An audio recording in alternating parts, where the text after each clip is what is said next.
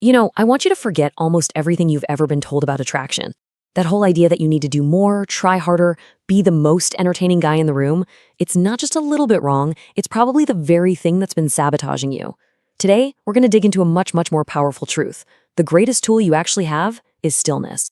I mean, does this sound familiar? You've been there, right? You send that one extra text, you try to force a conversation that's kind of dying, or you go out of your way to perform and be impressive, and you just feel her pull away. That frustration, that wasn't a fluke. It was the direct result of working from a completely flawed playbook. So what's the big mistake here? Well, the common approach is all about noise and effort, right? It's about filling the space, just hoping something you do or say will stick. But real, genuine attraction? It operates on a totally different frequency. It's not about action. It's about your energy, your stillness, and your presence. This right here, this is the fundamental shift you have to make. I want you to really internalize this because it changes the entire game. Attraction isn't about what you do. It's about who you are when you're not doing anything at all. Your energy is the message you're sending. And stillness, that's how you broadcast it loud and clear.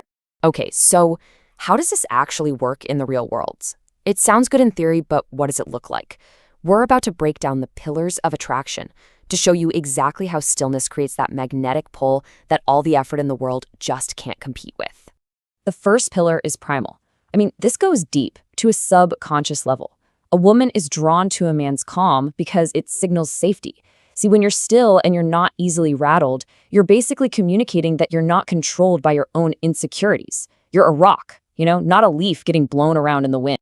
Think about it this way. Her life is probably full of chaos and stress, her own storms. Most guys just add to that chaos with their own nervous, frantic energy. But when you can be her anchor, your calm becomes a refuge. It's a kind of comfort she probably can't find anywhere else. And that feeling, that is deeply, deeply addictive. Now for pillar number 2, and honestly, this is where most guys get it so wrong. The very act of chasing, of trying to convince her to like you, it automatically creates resistance. See, attraction needs tension, that push and pull of polarity. But when you're the only one moving towards her, you just kill that tension on the spot. The chase just screams neediness. It collapses the very space that attraction needs to grow in. Stillness, though, that maintains your self-respect, what we call your frame. It holds that magnetic tension, and it gives her the space to actually feel the pull and decide to move into your orbit. This third pillar is subtle, but man, is it powerful. We tend to think of silence as just empty space, right? Nothingness. But it's not. It's actually a frequency. When you're comfortable in silence, you're broadcasting pure self-assurance. You're not desperately scrambling to fill the air with noise just to prove you're worth her time. And what does that powerful silence actually do? It triggers her curiosity. She starts to wonder, wait, why isn't he trying so hard? What does he know that I don't? That little question mark that pops up in her head, that's the hook. Your silence creates a bit of a mystery, and her curiosity is the natural instinct that pulls her in to try and solve it. And all of this builds up to our fourth pillar, presence. And I'm not talking about just showing up. Real presence isn't something you can fake or perform. It's something that just radiates from you when you are completely grounded in yourself. It becomes the loudest signal you can possibly send without ever saying a single word. Because that's the core message, isn't it? A man who is genuinely still, who has mastered his own presence, doesn't need anything from the outside world to feel validated. His energy just broadcasts, I'm already whole, I'm already enough. And let me tell you, there is almost nothing more attractive than a man who doesn't need someone else to complete him. Pillar number 5 ties right into this.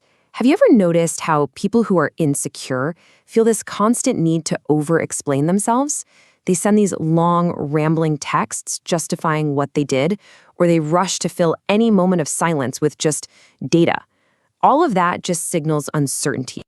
But a man who's truly settled in himself, he's concise, he says what he means, and then he's done. He's comfortable with silence because he's comfortable with himself. That quiet stability, it feels incredibly safe to be around, and it demonstrates a massive amount of strength. Which brings us to pillar number 6. And this might just be the most important piece of the puzzle. Attraction isn't about how much attention you give her. It's about how much validation you don't need from her in return. The second she senses that you need her to text back to feel good about yourself, the pull is gone. It just vanishes. This is a really profound shift in your mindset. It's not about being arrogant, not at all. It's about having a deep, unshakable self-respect. It communicates that your value is non-negotiable. You're okay if she's interested, and you're going to be just fine if she's not, because your sense of who you are isn't up for debate. So, we've gone through the pillars that build this magnetic, still energy. Now, let's pull it all together into one simple core metaphor. And one last crucial distinction that you have to understand. This is the ultimate goal. Think about it. A moth chases a spark, right? It flies around frantically, seeking light and heat. But the flame doesn't move. It just is. It exists, grounded and powerful, and its stillness and its warmth draw others to it naturally. Your job isn't to be the moth, it's to become the flame. But let's be crystal clear about something. This is not about playing games. Playing hard to get is a tactic. It's calculated, it's fake, it's inauthentic. The stillness we're talking about leads to something way more real, being hard to impress. This just means you have genuine standards. You have a core sense of who you are that doesn't just bend or break to win somebody's approval. One is a strategy, the other is your identity. So, you've mastered stillness, you've become the flame, and she can feel that pull. The big question is, now what? How do you actually move things forward without losing that grounded, magnetic energy you've worked to build? Well, that's the next step on this journey.